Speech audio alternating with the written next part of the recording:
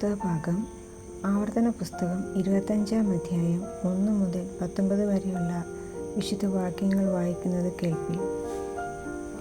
മനുഷ്യർക്ക് തമ്മിൽ വ്യവഹാരമുണ്ടായിട്ട് അവർ ന്യായാസനത്തിങ്കൽ വരികയും അവരുടെ കാര്യം വിസ്തരിക്കുകയും ചെയ്യുമ്പോൾ നീതിമാനെ നീതീകരിക്കുകയും കുറ്റക്കാരനെ കുറ്റം വിധിക്കുകയും വേണം.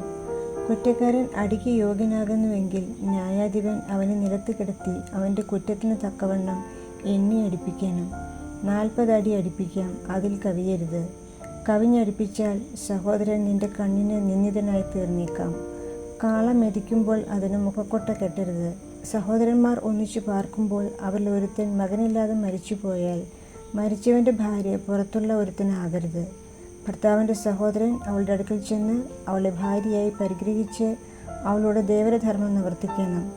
മരിച്ചുപോയ സഹോദരൻ്റെ പേർ ഇസ്രായേലിൽ മാഞ്ഞു പോകാതിരിക്കേണ്ടതിന് അവൾ പ്രസവിക്കുന്ന ആദിജാതനെ അവൻ്റെ പേർക്ക് കണക്ക് കൂട്ടണം. സഹോദരൻ്റെ ഭാര്യയെ പരിഗ്രഹിപ്പാൻ അവന് മനസ്സില്ലെങ്കിൽ അവൾ പട്ടണവാതിൽക്കൽ മൂപ്പന്മാരുടെ അടുക്കൽ ചെന്ന്, എൻ്റെ ദേവരന് തൻ്റെ സഹോദരൻ്റെ പേർ ഇസ്രായേലിൽ നിലനിർത്തുവാൻ ഇഷ്ടമില്ല, എന്നോട് ദേവരധർമ്മം നിവർത്തിപ്പാൻ അവന് മനസ്സില്ല എന്ന് പറയണം. അപ്പോൾ അവൻ്റെ പട്ടണത്തിലെ മൂപ്പന്മാർ അവനെ വിളിപ്പിച്ച് അവനോട് സംസാരിക്കണം.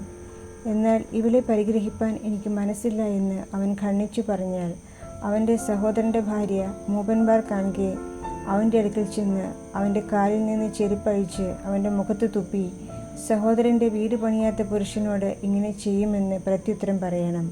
ചെരുപ്പഴിഞ്ഞവൻ്റെ കുടുംബമെന്ന് ഇസ്രായേലിൽ അവൻ്റെ കുടുംബത്തിന് പേർ പറയും.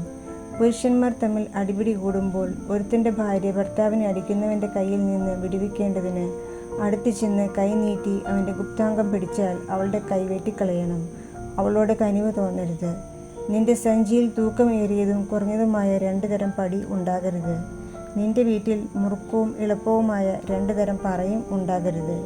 നിന്റെ ദൈവമായ യഹോവ നിനക്ക് തരുന്ന ദേശത്ത് നീ ദീർഘായുസ്സോടെ ഇരിക്കേണ്ടതിന് നിന്റെ പടി ഒത്തതും ന്യായമായതും ആയിരിക്കണം.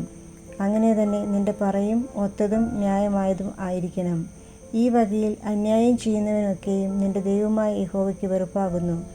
നിങ്ങൾ മിസ്രൈമിൽ നിന്ന് പുറപ്പെട്ടു വരുമ്പോൾ വഴിയിൽ വെച്ച് അമാലേക്ക് നിന്നോട് ചെയ്തത്, അവൻ ദൈവത്തെ ഭയപ്പെടാതെ വഴിയിൽ നിന്റെ നേരെ വന്ന് നീ ക്ഷീണിച്ചും തളർന്നും ഇരിക്കുമ്പോൾ നിന്റെ പിന്നണിയിലുള്ള ബലഹീനതയൊക്കെയും സംഹരിച്ച കാര്യം തന്നെ ഓർത്തുകൊള്ളുക.